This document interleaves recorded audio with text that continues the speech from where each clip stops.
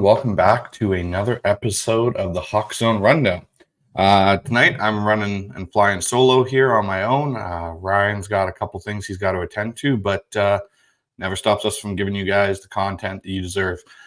So in regards to that, tonight we're going to have Curtis Allen coming on. Now, Curtis has a background as a contributing writer for Seahawks Draft Blog, produces and analyzes on training camp in the summer, weekly game previews in the fall, and salary cap and contract analysis for player acquisition. So today we're going to ask Curtis a bunch of different questions, what he's seen out at training camp, because if you guys follow him on Twitter, he's been there pretty much almost every day, watching, reporting back on stuff that's going on, as well as kind of get his interpretation of what this new Seahawks era is going to look like, what his thoughts are in the Chargers game, how he thinks that's going to translate over into this Titans game, and how these joint practices are going to work after the first one was today.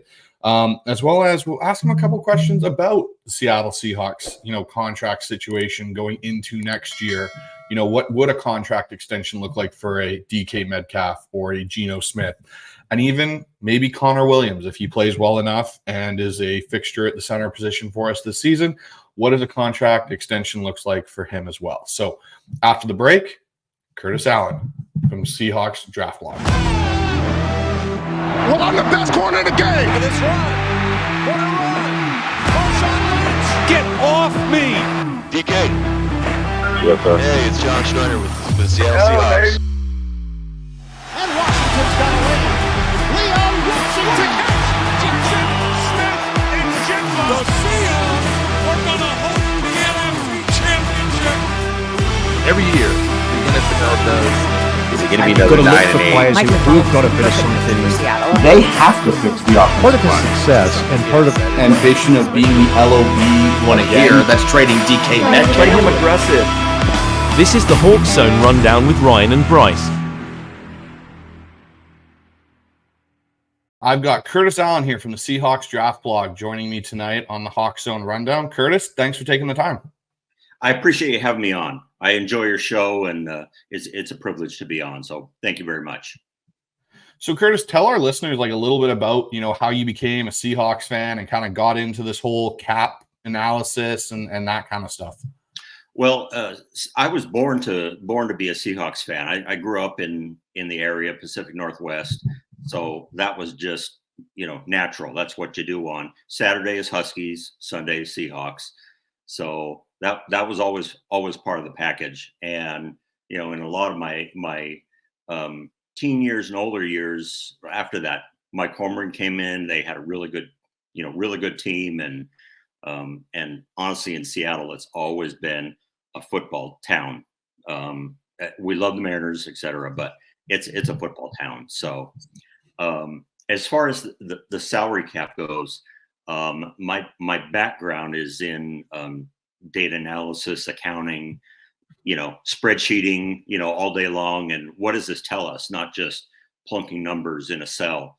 And so there's a lot of attraction there because, as well as I do, Bryce, when you figure out a move, the first question, how are we going to pay for it? Yeah. So, the whole premise is the same premise as any other business. You put out X dollars, you need to get X value back, in which, you need to get more money than what you put out to make a successful team. So finding ways to do that, being creative with the salary cap, understanding how the Seahawks feel about the cap, as opposed to other teams, is always fascinating to me. Whenever there's a new contract, I'm all over it for any player, just because it's interesting. So with that being said, you were kind of with Rob Staten there at the Seahawks Draft Blog. So how did that relationship kind of get to be together for you two? Pretty much I had been reading there for a long time, and then I commented there for a while. And honestly, it was COVID.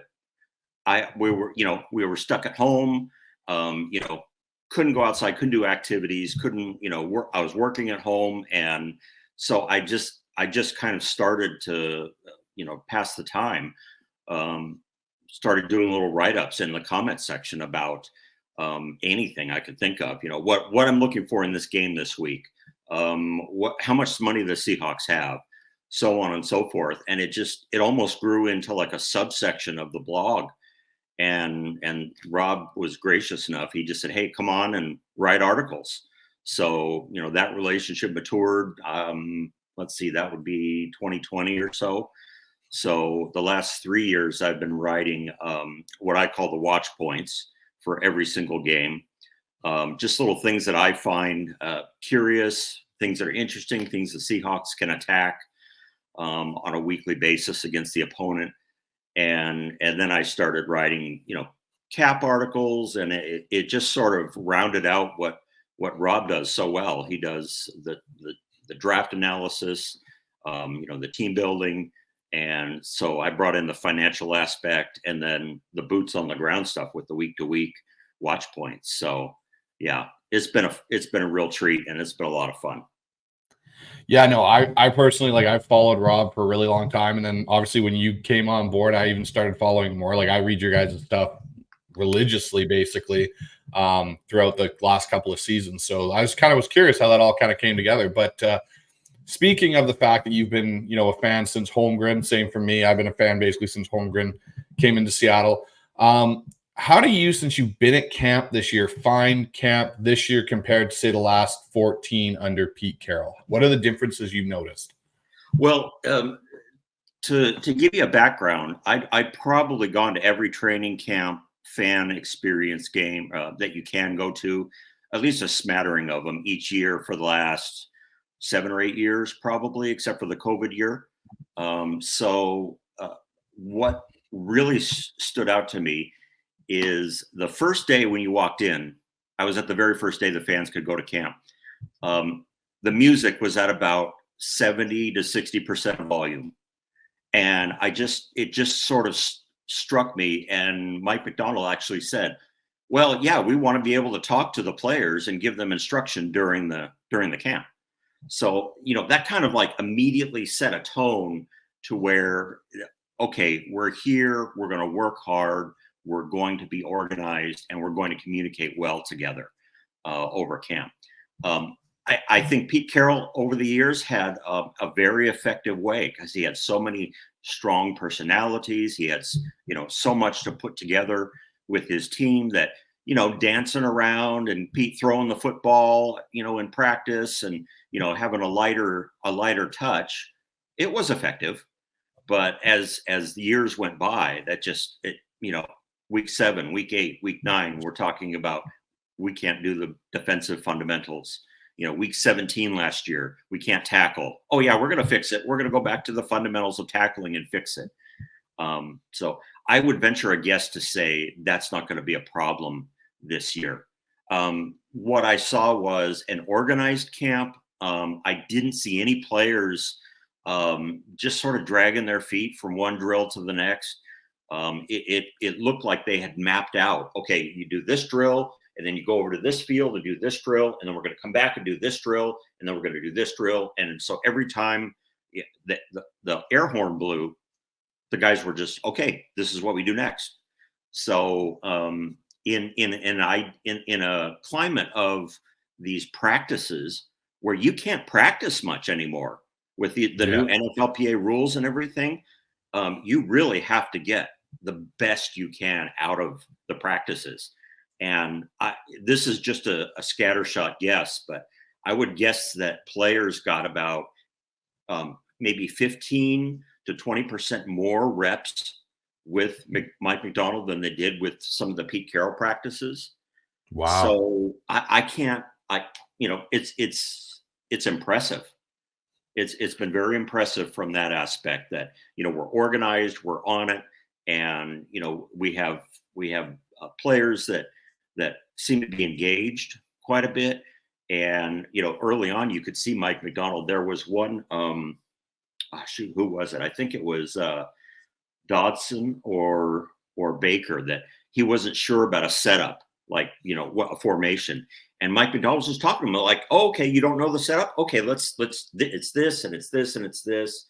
And he corrected it right there and then. So it was really, it comes across as really well done, well streamlined, and the players seem to be really responding to it.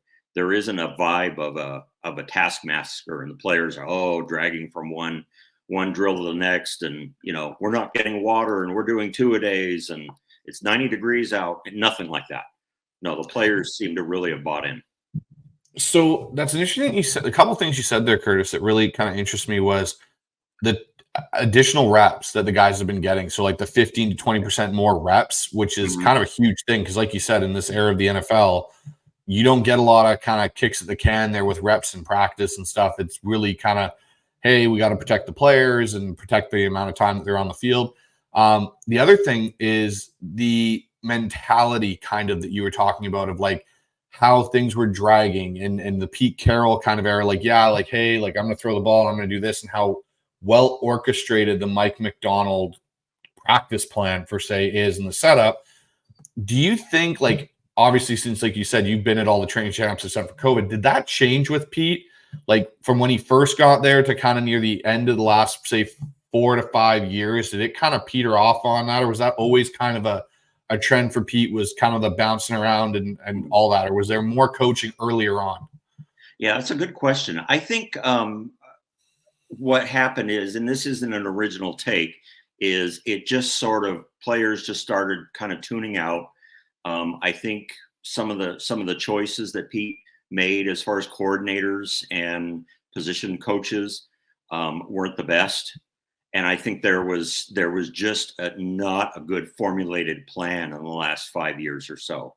All due respect to Ken Norton, guys like that, it just didn't seem like they had a really good plan to come through with these and really coach these guys to take them to the next level. Because there's a skill set in college, and then they need to translate that to the pros. So there's always some teaching going on, and there's always teaching when you have new players that come in, which in this salary cap era is every single year. You're dealing with new players on the roster. So you're starting from scratch every single week. So in a lot of ways, I do think that there was a drop off, as some of the talent in the coordinator and the position coaches started to kind of drop off as well. And it's hard not to feel that way, because Pete Carroll's press statements over the last 2 or 3 years was, we're going to win and we're going to play well because I believe we're going to play well. And it started to kind of get stale there, and it started to sort of betray that just the fundamentals are not being paid attention to. So now you kind of transitioned actually to my next question, which is kind of great. The coordinators. So we all knew that Pete kind of had his thing. He wanted to keep everything in his tree and guys that he had known, Ken Norton, Brian Schottenheimer, he knew through Marty and Darrell Bevel and so on. Mike McDonald didn't do that. He barely brought anybody from his staff in Baltimore. And when it came to the offensive side, he really went out of the box and brought in Ryan Grubb. And like you said, the Washington, Husky connection there. What has it like been to watch those coordinators install, especially like Ryan Grubb and Scott Huff, install their offense compared to, say, Shane Waldron of a couple seasons ago and Brian Schottenheimer? Mm-hmm. Is it different? Is it similar? Like, how does it look in comparison? Yeah, it feels more boots on the ground type of coaching. The guys are actively engaged in drills, and they're actively talking with guys. There isn't a lot of just standing on the sideline joking and we're going to do this, we're going to do that. There seems to be more of an active engagement. And I think the secret sauce is Leslie Frazier. When you have a brand new head coach and you have 2 brand new coordinators, in that way, you've got to have some experience to kind of make sure the guardrails are there. And I think that's been part of it. But I think it's been great watching drills. I mean, I'm a nerd. I love watching the warm-ups, just the opening drills and before the scrimmages. Like one of the things that I liked about Scott Huff is, for instance, in the offensive line drills, he'll have all 5 offensive linemen come up, lean over the ball, get in alignment, get in formation, but he'll have a quarterback, Geno or Sam Howell or somebody, come back, and then he'll have a running back come back and stand next to him, and they'll do the drill with the quarterback and the running back there. So you're getting sort of double your money.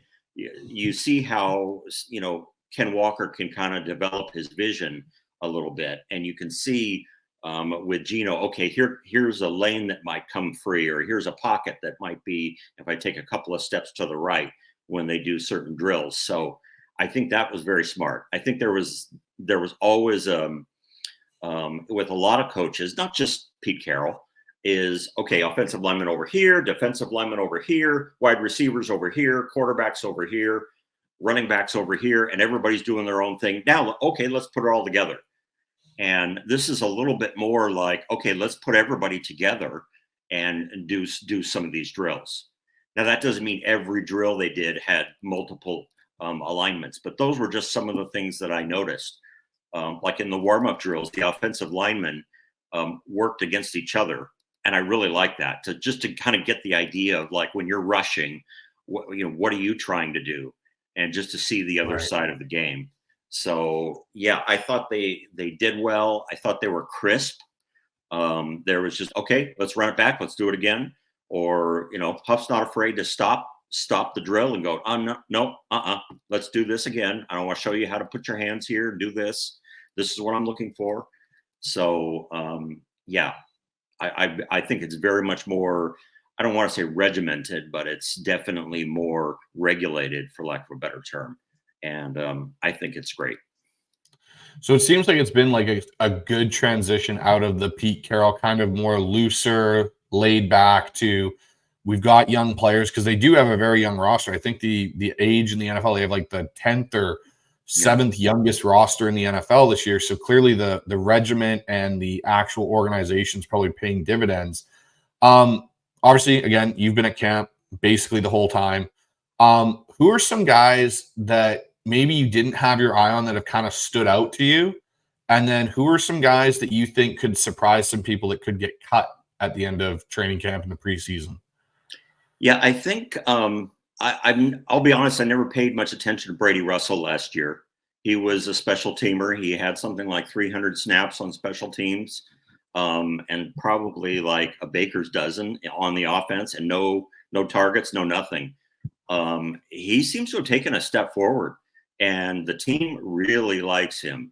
And what I've seen is he's been on the number one offense several times in scrimmages, which is pretty impressive. Some of that, like George Fant or Noah Fant had a couple of rest days here and there, but he's the guy they put in at the spot, as well as Farrell Brown. So that was really good. I think he showed in the game last week what he can do, finding those little pockets for a scrambling quarterback to find. That's a lifeblood for a quarterback. They just love that kind of stuff. And then the fight to the end zone, breaking tackles was very nice to see. With him, the only thing I don't really have a firm grip on is he a good blocker at the tight end position? The challenge with tight ends really is when there's a tight end or not tight end on the field, you're kind of signaling to the defense what you're going to do. So like when the Seahawks had Zach Miller, who was an excellent blocker and had the softest hands in the NFL,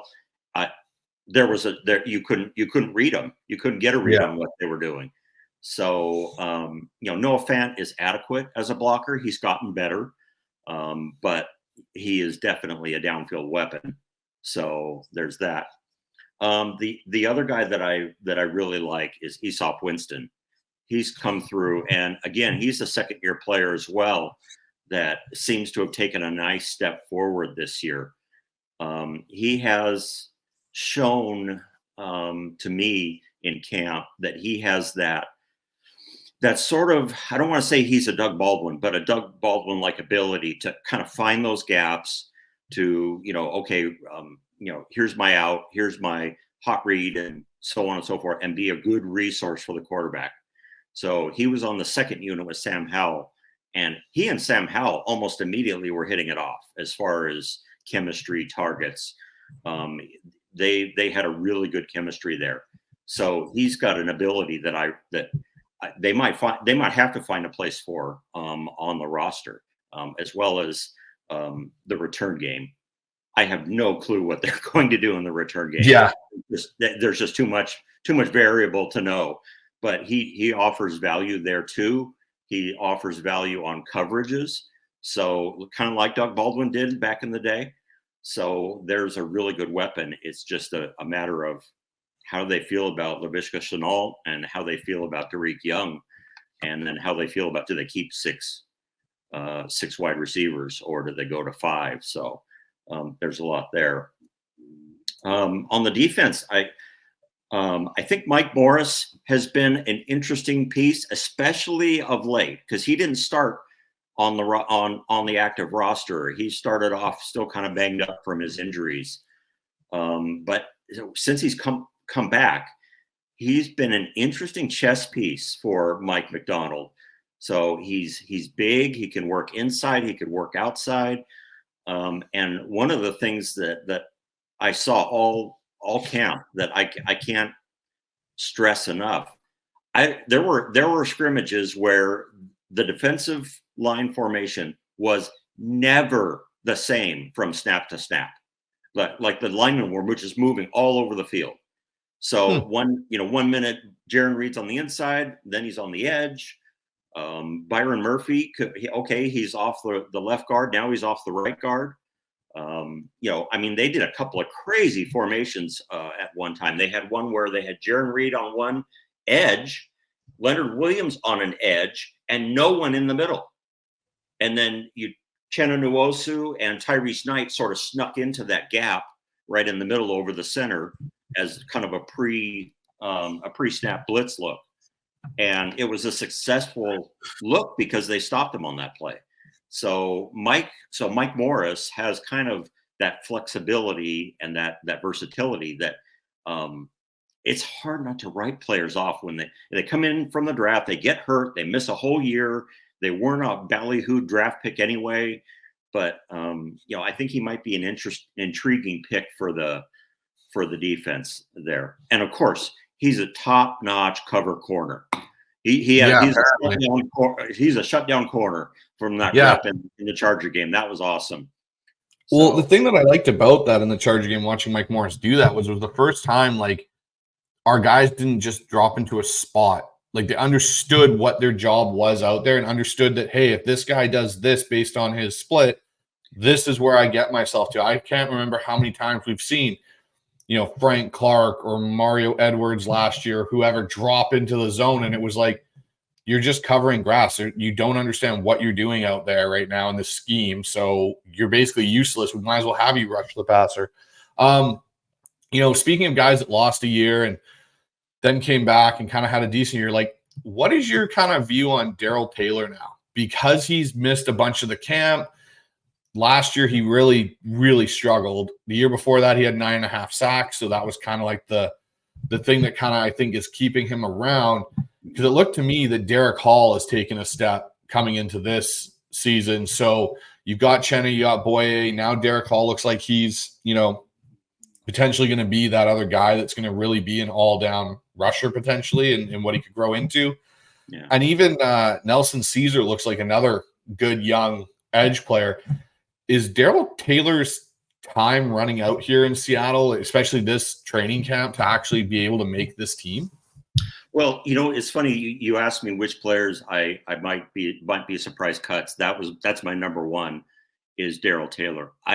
I just have not seen much from him in camp, and I've had practices where I'm going to watch him on the edge, and I'm just not seeing a lot there. I understand that he's absolutely a talented player. We know he's a talented player, that he has a get off that is rare. And when he wants to disrupt a game, he can do it. That his first game last back after missing that rookie year, he just disrupted Indianapolis. And I think he saved the Seahawks like 10 points with his disruption. So it's tantalizing, Bryce. That's the problem, is where, how much of a chance do you take on that? Because it's tantalizing skill, but being able to translate that to a player that, it's like I just said about the tight ends. When Darrell Taylor comes on the field, okay, he's going to pass rush. We're going to run the ball right at him, and we're going to get 8-9 yards. So can they bridge that gap? Can the super coach, Mike McDonald, turn him into something? He's done it before. He did it in Baltimore. Talented players who, for whatever reason, like Jadeveon Clowney, just didn't put up the numbers. He can do it. But that's a juicy spot with $3 million and no guaranteed money. If they need some cap money, there might be, a decision to make there. So obviously you watched the first preseason game. Most of us Seahawks fans did. What was your kind of that first half? We'll get into the second half of the game in a bit here, but that first half, what was your emotional feeling level watching, obviously no Pete Carroll on the sideline, and the way that team functioned? To me, it was kind of invigorating. Like, it felt like there was some kind of juice back to being a Seahawks fan that maybe had been missing for the last 6 years, 7 years. I'd say probably since 2017 for me, at least, where it was like, this is really new and like exciting. And the way they were playing, like they were finally it gave me flashbacks to how physical the Legion of Boom used to be. Like, they physically came out and pushed around an opponent, which I can't really remember the last time in the 5 years Seattle's really pushed somebody around. And I get Justin Herbert's not in there, and there's not, but there was 4 starters on that Chargers line that, are going to be their top starters. And Easton Stick played 6 or 7 games last year in the NFL for Justin Herbert. So it wasn't like it was this, meddling scrap squad that we played against in that first half. There was some serious talent there on the Chargers side. So what were your takeaways from that first half of that game?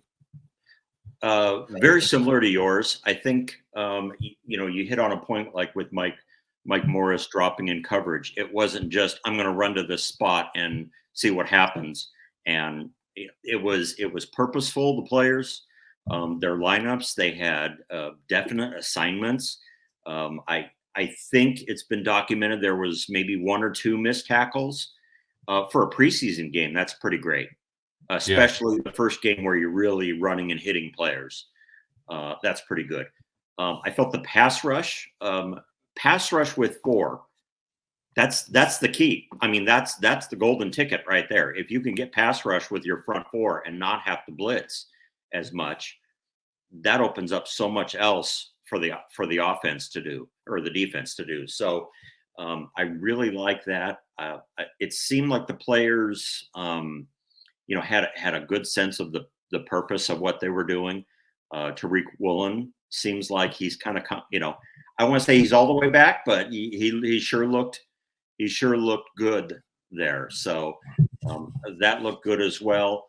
I felt like the coaching was immediately evident in a lot of different ways. Probably one of the biggest takeaways was Sam Howell was not trying to make something out of nothing when he had a defender in his face, which he did all year long in Washington. And he, I could go on for an hour about that.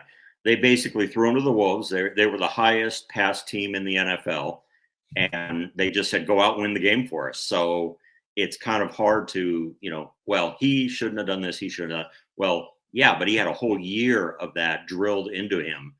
And I don't want to say that he's had a complete transformation, but I saw several check downs. I saw, I'm going to throw the ball away because there's nothing there, which is a smart move. And a couple of times when the moment called for it, I'm going to scramble around a little bit, like find Brady Russell sort of thing. So I felt like the coaching had a nice effect on this game. And I think it's due to what we were talking about with players getting reps, players clearly understanding what their assignments were.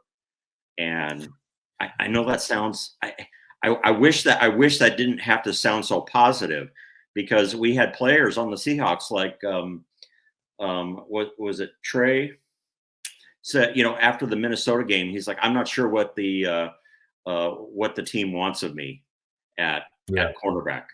It was I'm blanking on his name now. Trey Flowers. Yes, Trey Flowers. Yeah. He just, I don't know what the team wants of me. I don't know where I'm supposed to be. I don't know what I'm supposed to do. And it was like week 7 of the NFL. So, you get that stuff ironed out in preseason, not during the regular season when the Minnesota Vikings are in town. And so it's not that they're complete. It's not a complete picture, but it's a nice work in progress, I believe. Yeah, no, that's kind of the feelings I got. And just to touch on Sam Howell a little bit, he's such a polarizing player, I think, in a lot of ways for a lot of people because he is so young still. Again, he's younger than Michael Penix, Bo Nix that were drafted this year, and everyone wanted Seattle to draft a quarterback. So you kind of got him that way. But the thing with me with Sam is the kid's going into another system. He's had 3 systems in 3 years of his NFL career. He learned his first year. Then he had, obviously, like you talked about, Bieniemy last year. Now he's in Ryan Grubb. The one thing I would say about Ryan Grubb, too, with his system is there's nothing, I think, currently like it in the NFL. So it's not like he can pull from, oh, yeah, this is the same as this when I ran it. Like, he's learning a whole new offense. And the decision-making, that was the big thing for me because, we had Greg Bell on who said, he's been really inaccurate in camp. He's one of the few quarterbacks that's been hitting the Boeing sign on the field wherever it's spray painted there. The thing for me was watching him in the game. I always felt that Sam Howell had kind of a Favre kind of feel to him a little bit. And I'm not saying he's Brett Favre, but kind of that gamer guy that, like, you're not going to see the best of Sam until you get him in a game when bullets are flying live and he's actually reacting to what's going on. And that was the thing that stood out to me. Like, I think it was might have been the 3rd drive of the game. Someone came free off the edge. I think Kenny McIntosh missed a blitz pickup, which we'll get into that in a minute.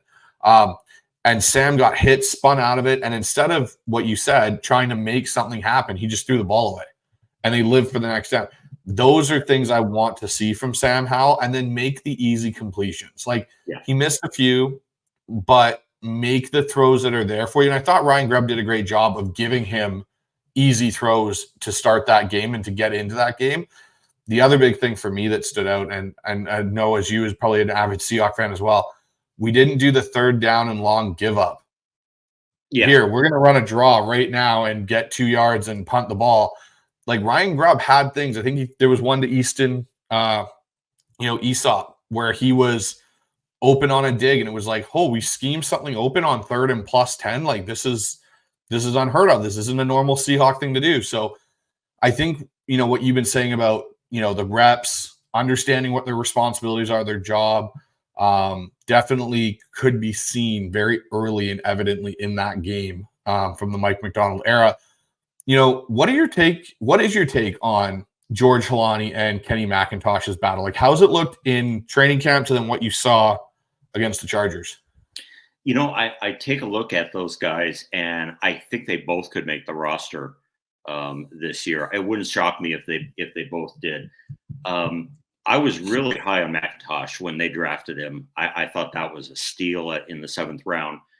And unfortunately, it was at the mock game last year that he got hurt. And that was kind of all she wrote for his rookie year. So there's another player that we just sort of put in the back shelf and waited till this year.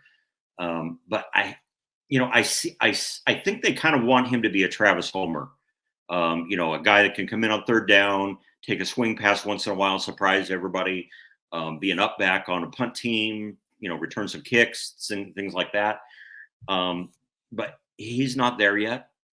I think there's talent and there's skill there, but I don't think he's quite there yet. But Holani has been very impressive in some of the things that he's done. He's done some of the little, the dirty things like blitz pickups and things of that nature, has done well.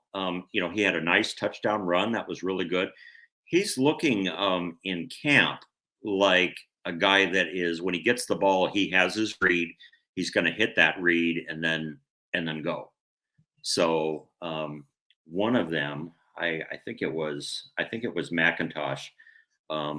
In the red zone, he had a cutback lane that was, you could drive a truck through, It was just a huge cutback lane. And no, I'm just going to follow my blockers. And, instead of an 8-9 yard gain, it was like a 2 or 3 yard gain, things like that. So, Zach Charbonnet, Kenny Walker, their jobs are safe.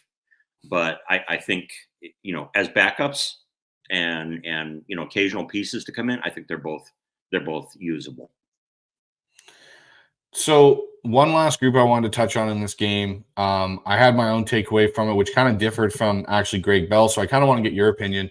What were your thoughts of the tackles in this game? We had McClendon Curtis play with Stone Forsythe in that first group because Lucas and Cross and Fant were all out. And then we had Jarrell and Greenfield with the, second stringer later on with the third team. My opinion was I thought Mike Jarrell and Greenfield did a better job than Forsythe and Curtis did in that first half. There were points to me where Stone Forsythe, as a guy that's going into year 4, contract year for him, looked like a turnstile. I could be wrong, but what kind of, how have they looked throughout camp? And then what do you think they did in the game? And were they as bad as I saw them?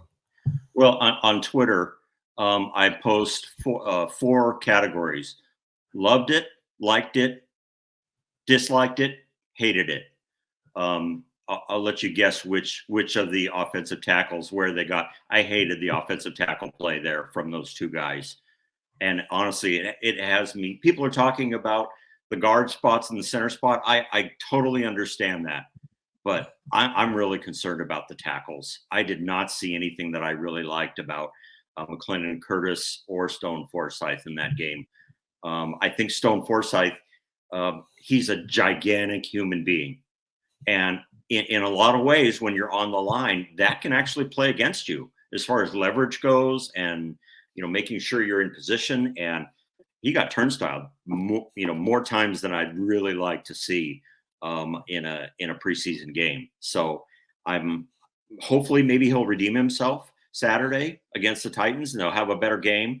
But I really struggle with how they both played. McClendon Curtis, those guys are always hard when they're a waiver pickup and then you kind of roster stash them for a whole year and they barely get on the field. You kind of think, well, there's a reason that they're stashing him and they're paying him a NFL salary. And so you see him the next year and you think, oh, okay, good. All right, let's see what they got. And I'm praying for Abe Lucas to be healthy. And then George Fant to be the top backup on both tackle spots. So I agree with you. I was not impressed at all with the initial play of those 2 guys. Greenfield and Jarrell are very interesting prospects to me. I'm very intrigued by both of them because Jarrell came into I think it was at the Ohio State Pro Day and basically beat all the other prospects as far as his numbers go. And he's had some good moments in camp. He's had some, okay, I'm going to move you. And, he has some movement that I like. And I won't say he's a prototype, but he definitely, he has potential there. So, and I always laud having a tackle on the roster of the practice squad that we always got to have one in the chamber because, we're talking about contracts. Charles Cross next year, they're going to have to decide about his 5th-year option. So, right. There's always got to be something going on. Abe Lucas, you never know what's going on. I wish we could get more clear information on what's happening with him, but we're not. And right now, if he's suited up in practice, he still might not be ready for week 1. So It's a real open question. So I agree with you. I was intrigued by Greenfield. I was intrigued by Jarrell as prospects, and they might start them Saturday and just see what they got because they know what they have with Forsythe. So, well, and that's the thing for me. Like, I really like Greenfield. Everything I've seen, I was at the Fan Fest game. I really like Greenfield at left tackle as a project kind of guy. And the thing I look at with Forsythe, and again, like, I understand it's more than a business. We're talking about guys' livelihoods and whatnot. But when a team looks at it in this sense, you have Greenfield, who you have club control on for the next 3 years, 4 years with the rookie deal he may have signed. Forsyth's in the last year of his 4-year deal. Who do you think you're going to have a better shot at, keeping and developing if Greenfield's already playing better than a guy that's been here 3 or 4 years? Is that the guy you go with? And it's same with Mike Jarrell. I don't think a Mike Jarrell makes it to the practice squad because, like you said, some team looks at him having a couple good blocks and goes, hey, we're going to take him and stash him on our roster this year. And so are you going to risk losing them? And like McClendon Curtis, I think what this game proved to me is he is more a guard than he is a tackle. Like he's looked decent from what I understand as a guard this year, but him in space is just asking for problems. So I definitely agree with you on those two things for sure. In regards to contracts, so this is kind of your wheelhouse, not really mine, but what would a Geno and DK extension look like next year? Both of them are kind of going to be in that potential extension talk. We all know Geno's kind of relates to how well he does this year. Do you think Seattle, one, extends him if he does have a year close to his 2022 season? And two, what would that look like? Yeah. Well, I think there is too much dependent on the year that he has to really get a good grip on it right now. He has a $38.5 million cap hit next year. He has those escalator incentives that he can hit. If he matches his 22 numbers, he can add as much as $15 million to that number to make it $53 million. And Bryce, I wouldn't. He's not going to play on 38.5, let alone 53.5. Yeah.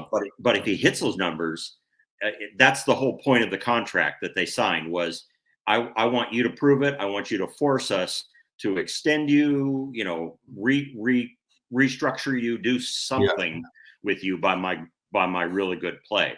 So it was, it's $25 million in base pay, but it's, could be up to $35 million if you get the whole, all the incentives and escalators in there. So there's definitely going to be a test this year for Geno Smith. I think with his age, I think it would be probably something in the range of another 3-year contract. I would probably think, $40 million seems to be the floor at this point. And then depending on this year, it really depends on this year. How much does he have grasping the new offense and really playing with? He's going to have to play with an offensive line that is unsettled. And that's it again. So, can he apply some of the lessons from last year? Can he step up and improve? And that's not something that every quarterback should have to deal with, but that's the reality right now is, he's going to have to figure a way when, the fire is live to persevere through it. So he has the talent, he has the skill, and honestly, the grub offense. I mean, if you wanted to plug in Michael Penix into the offense, you've got almost like a right-handed Michael Penix in that offense because you've got a guy who's throws 20 to 25 yards with touch and accuracy and speed. You've got a guy who's he can throw bullets. He could stand in the face of pressure and deliver. He's not a athletic running type quarterback. He can do it, but that's just not his forte. And they're going to stretch the field. I mean, they're just not going to do all this bubble screen, Jackson Smith and Jigba at the 2 yards past the line. And let's see if he could do something baloney this year. They're going to attack the field. And I think it's exciting. We just need to see it come together. So if it comes together, I would think a 3-year deal or maybe one of those 4-year deals where the 4th year is not quite a real year on it is the way to go. DK is very interesting. It's the same thing, Bryce. What is he going to do this year? Is he going to produce another year that is very good, but not great? So is he going to take that next step to be? There's games where he's, you can't deal with him. You just can't deal with him. And then there's games where he gets frustrated, he gets a penalty, and the Seahawks aren't targeting him and things of that nature. So the hard part is, there's a couple of more contracts that are out there like ticking time bombs. Yeah. You want him. I'd love to extend him now, but he's too smart for that. He's just not gonna want to do that, because there's a reason he took a 3-year deal, is that he could cash in again. So I think his next contract, he'll be 28. I think his next contract will be the biggest contract he ever gets in his career. So it'll be like a 4-year deal to take him to age 32. And then at 33, he'll get a nice contract, but not as much as his previous one. So, but I think the whole thing, in sort of summary, I think one thing I'm really looking forward to, and I'm sensing this is the case with the Seahawks this year, Mike McDonald and the offense and the defense, is putting the players in a position to succeed and using players for the skills that they have. Right. I think that's something that's really been lost over the years with Pete Carroll. Over the years they've had, Jimmy Graham as an inline tight end, Jamal Adams, putting them all over the place, paying, Greg Olsen $8 million and then ignoring him for most of the year, things like that. I think I sense, I don't have super proof of this, but I sense that they have an idea of putting players in the positions to succeed. So that, how that works out, the players could have tremendous success if they push the right buttons. Like for instance, the Philly game last year, I in my game preview, I wrote, the cornerback group for the Philly Eagles are the worst in the NFL. There's no other team that has given up more touchdowns, first downs, yards, everything. And Bradbury, I think it was basically rated as one of the worst corners, and Darius Slay was hurt. And I'm like, attack these guys. And they did not. They just didn't. I think DK had 2 or 3 targets by the end of the game until that last drive. And that's why I was kind of pleased to see the radio host begging Grubb to give DK Metcalf more targets during the game. I mean, there's just too much money spent between DK and Tyler and Jackson Smith-Njigba as a first-round pick. There's just too much money there not to be like, yes, we're gonna force feed them the ball. So if this works, we're gonna have a really good problem. How are we gonna pay Geno Smith? How are we gonna pay DK Metcalf? Which I would love. I'd be thrilled to have those kind of problems. Yeah, no, exactly, 100%. So let's just pivot now, just before the end here, Curtis. What are your things you're looking for in this Tennessee Titans game? Obviously, they had the first joint practice today. From everything I've seen on Twitter, watching your stuff, watching some of the reporters like Greg Bell, it was intense. It was physical. Yeah. Apparently, Jamal Adams wouldn't shut up, which we all know is not kind of a abnormal thing here.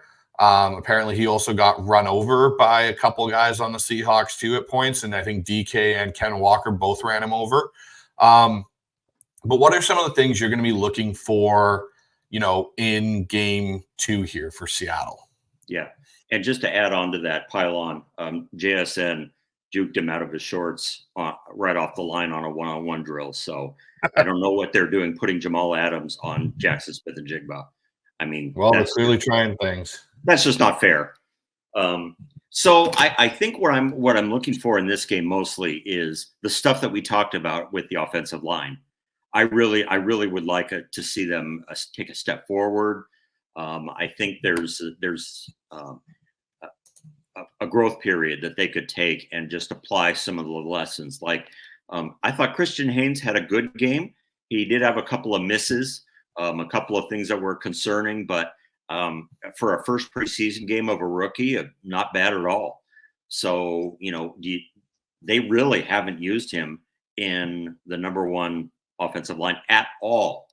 I don't think I've seen him take a single rep with the top guys. It's been McClendon, Curtis, and Bradford. So that'll be a focus for me. Where's he really at? Is he there as well? And simply because I think the Tennessee defensive line is going to be more of a challenge than the Charger line was. The Chargers sat up Bosa and Mack and a couple other guys, and they just didn't really provide a ton of challenge, and they still got a lot of pass rush.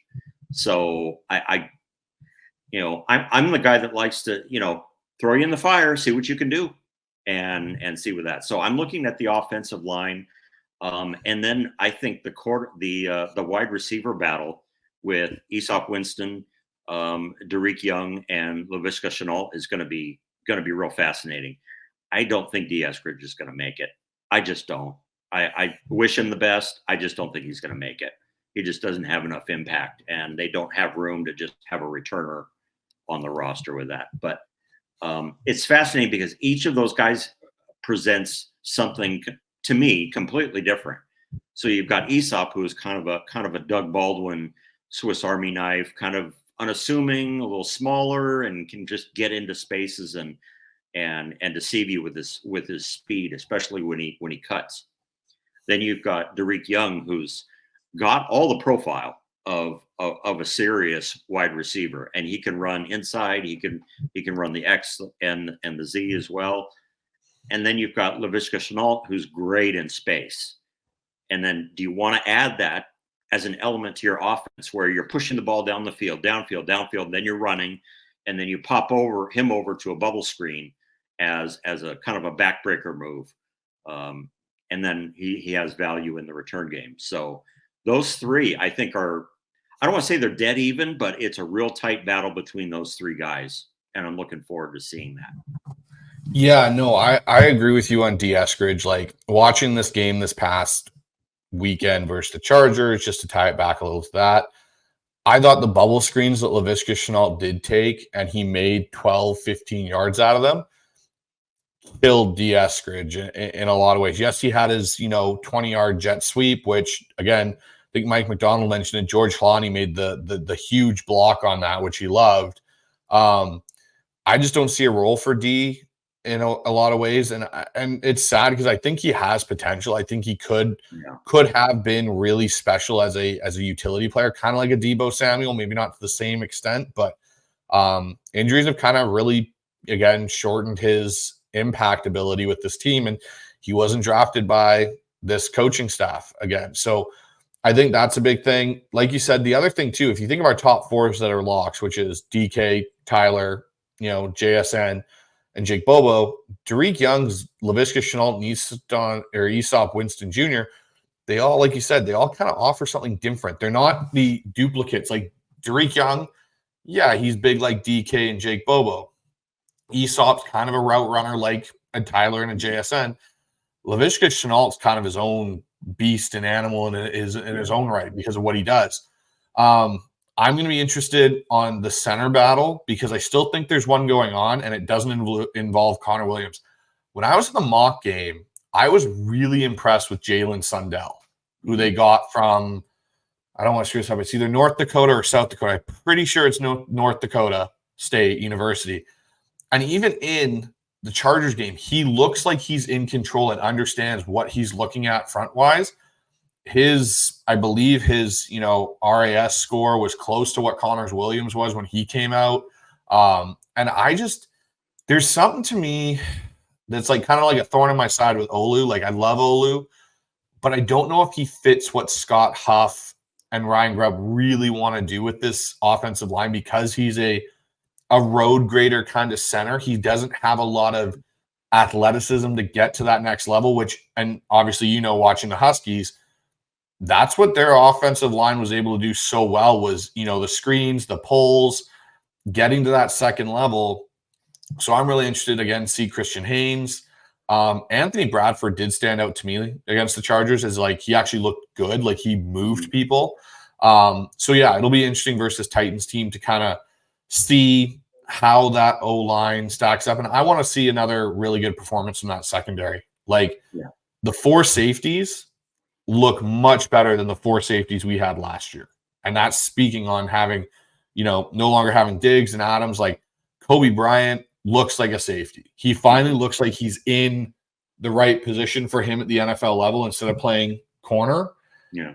Kayvon Wallace, he looks like he's found some sort of resurgence because of where, he's been the last couple of years. And then obviously Jenkins and Love, they look like they already kind of have an idea of how to roll. And I like the fact that Julian is now playing more of that free safety role than the strong safety he was last year when Quandre was here. Yeah. I was speaking of the centers, I was really disappointed when they got to the 1 yard line and they had 2 or 3 shots to get it in and could not get it in. I mean, that's kind of like that. To me, that would be like a Mike McDonald special. Just run the ball behind the center, run the ball behind Bradford, who's a gigantic human being and move bodies. One of the plays, Olu was on the ground. I mean, he got blown up. It was the 4th down play. He got completely blown up. Yeah, he hiked the ball and then was on the ground. That was it. And it's like you just can't lose that way. You just can't.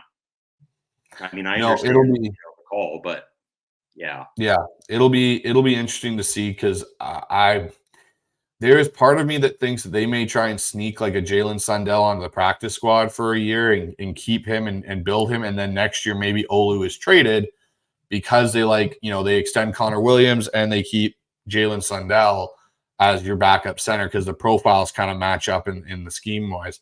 The last thing I was going to say about the game on Saturday is, what do you think about this linebacking core? Baker obviously is injured again. Dotson looked good.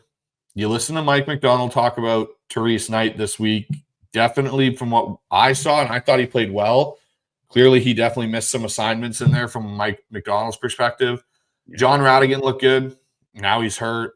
They just brought back Easton Gibbs, who was someone I was really high on when they signed him out of Wyoming, this undrafted class. So what do you think happens in that room? How do you think that shapes up? This will be the last question I ask you before we end tonight's show.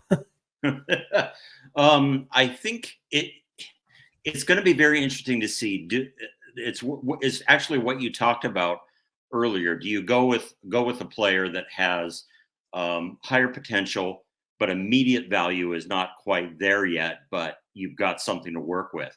So I think Tyrese Knight in practices and in camp, he's looked fast. He has a speed that I really like, but he also has that hair on fire, kind of like, remember when Darrell Taylor came off the edge and blasted Jared Goff and the ball had been gone for 10 seconds already and he just didn't see it? Kind of like that. You just see that he's so amped up that he's trying to make a play. So I can kind of see what Mike McDonald's talking about with him. But for a guy that is a 4th round rookie, I think he's looked pretty good and pretty energetic in the defense.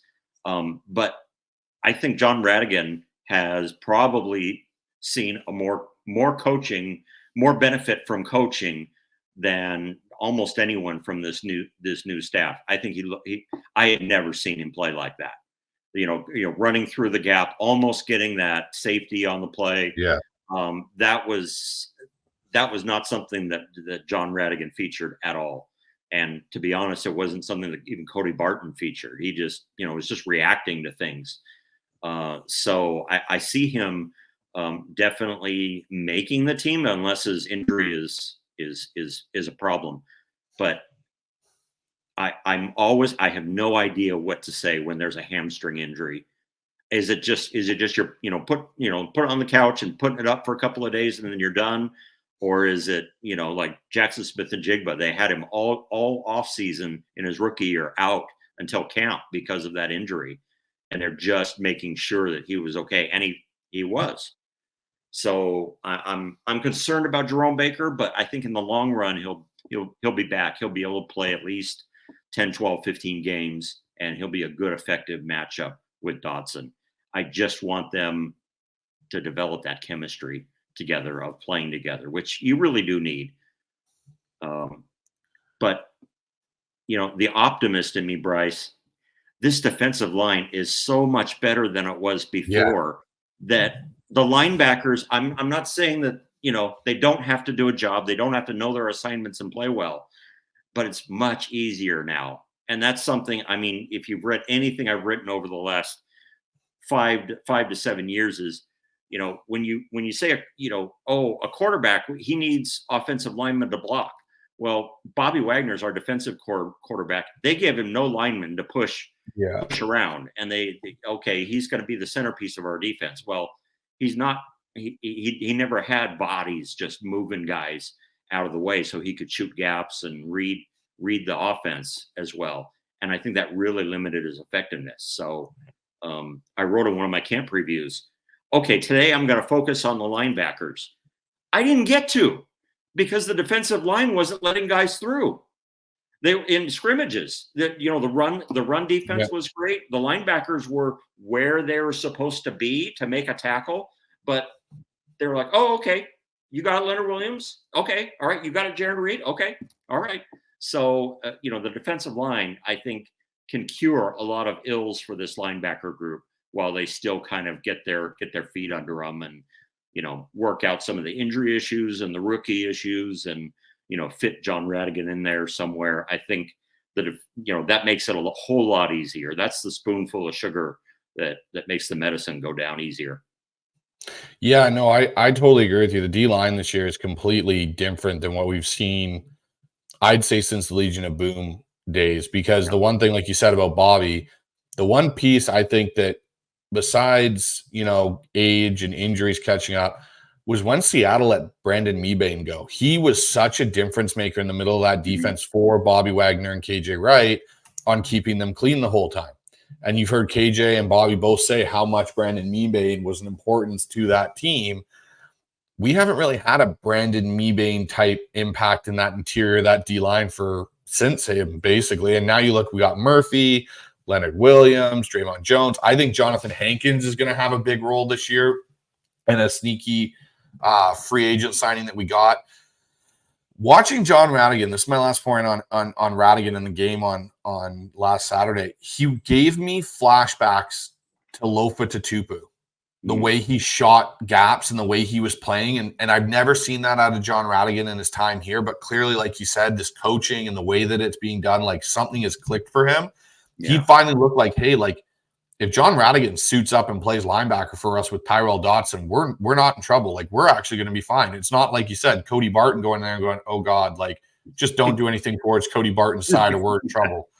So no, I definitely agree with you on those. But to wrap up the show tonight, so Curtis, why don't you tell us, like, where people can find your stuff, plug what you got to plug for you and what you do on Twitter and with Rob and the Seahawks Draft Blog, just so everyone can kind of find your great opinions and such. Sure. So SeahawksDraftBlog.com. I've got articles up right now about, reviewing the camp days that we have. I'll start the weekly preview. It's usually posted on game day. So the morning of game day, you get up and have your coffee and you can read my thoughts on, what the Seahawks have to attack, what they have to defend in regards to the opponents. And I'll be honest, Bryce, this year I'm really excited because I have no idea what to write just yet. Some of the Pete Carroll ones I was writing were so predictable. It was like, they've got to do this, they've got to do that. And so it'll be interesting to see how it goes. And then throughout the season, I'll sprinkle in an article on the salary cap.